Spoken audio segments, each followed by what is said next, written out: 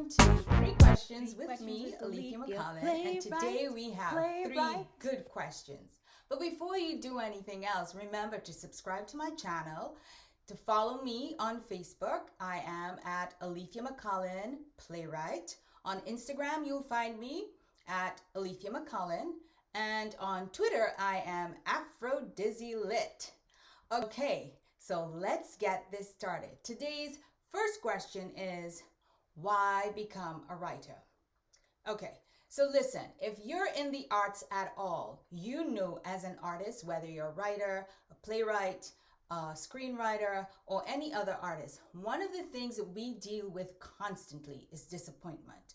So if you're coming into this profession, maybe to prove something to someone, or because your parents or your mentors told you not to, you may want to reconsider.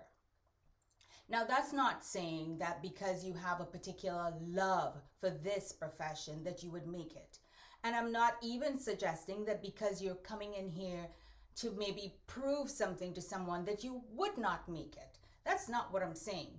I'm just saying, as a writer, myself, I know that we have to manage our expectations. It's just par for the course. So decide why you want to do this. And perhaps you may need, more often than not, you may need to find another job to support yourself while you continue in the profession that we love.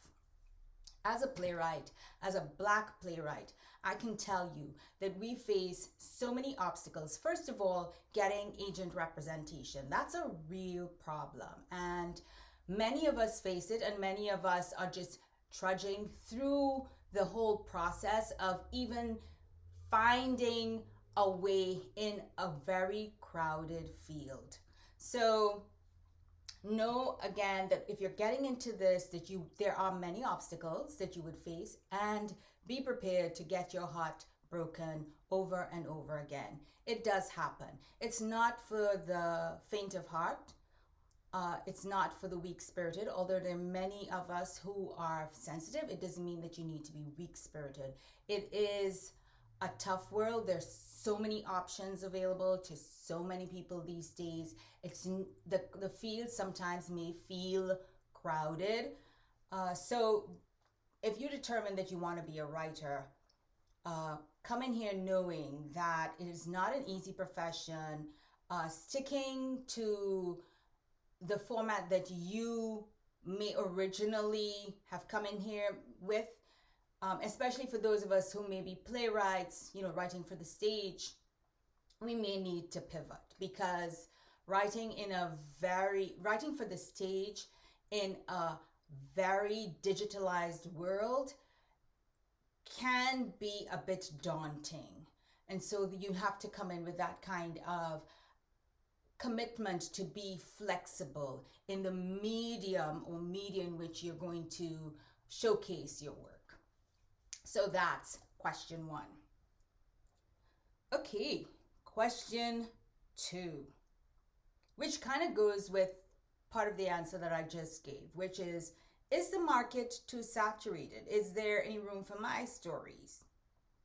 So, yes, the market is saturated. I mean, that is just a fact. And then you have, with the proliferation of videos on YouTube, you have all these avenues, or the myriad number of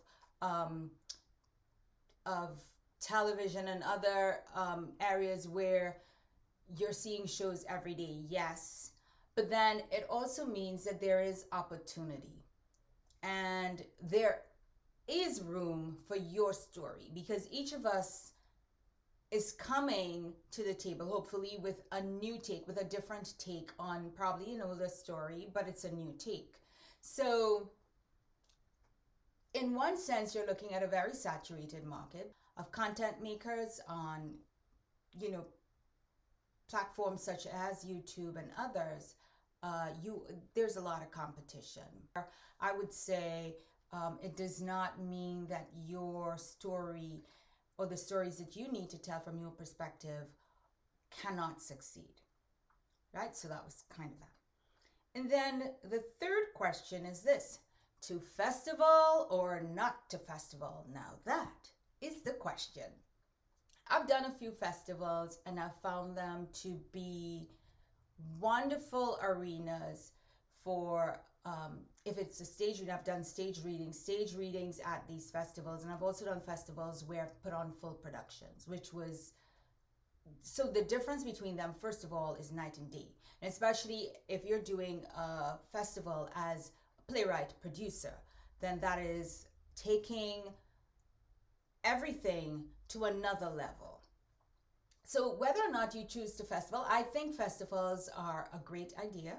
They're a wonderful idea, wonderful way for you to meet your peers, meet people in your field, and to develop relationships, to have an opportunity to hear some of the other, some of your peers' work, to see the direction of where theater and or whether it's film, where that's going, to see opportunities, to learn of opportunities, to be amongst people who know their stuff. And some really good theater festivals really promote the artist, the playwright, not just other folks, right? And so whether or not, I would suggest, yes, get involved in the festival scene. Whether you decide to stay there now, that's a different question, because there has to be a time, I'm thinking, for many people where they decide whether or not I'm going to just keep doing the festival circuit. And for some people, the answer is definitely yes. For others, it's no, I need to step away from it. So you need to find whatever works best for you. So to theater festival or not to festival, I would lean in the direction of yes, do theater festivals. The good ones are really helpful to you as you develop your skills, as you develop your career as a playwright, as a screenwriter.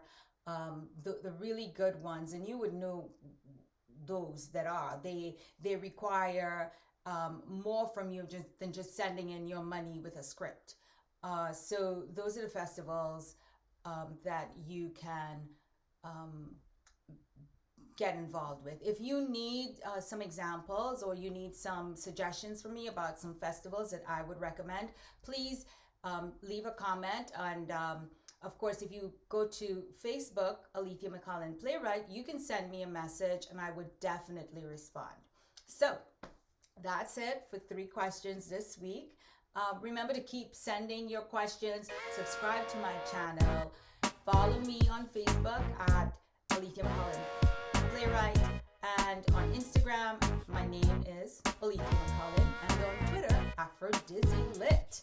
So until next time, see you and have a beautiful weekend.